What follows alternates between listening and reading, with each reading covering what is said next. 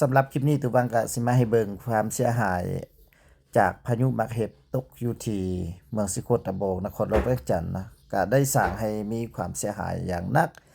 บ่ว่าจะเป็นหลังคาเรือนบ่ว่าจะเป็นเครื่องใส่ซอยอยู่ในครัวเรือนอยู่ในเรือนของเฮานี่แหละเนาะบ่ว่าจะเป็นคอมพิวเตอร์ทีวีแล้วก็หลายสิ่งหลายอย่างที่ว่ามักเห็บตกลงมาทะลุจากกระเบื้องลงมาใส่เครื่องของอยู่ในเรือนของเฮา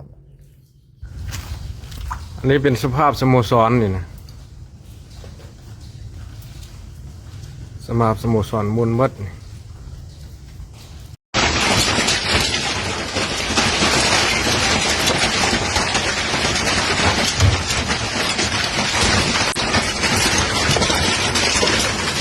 อย่าดับไฟ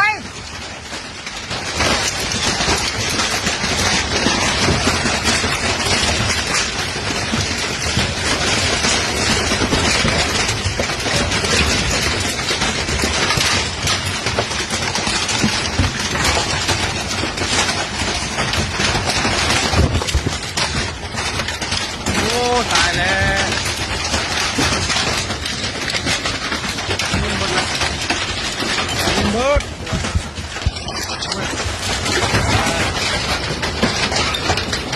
ตายแล้วเป็นยังไงยิงหมดละ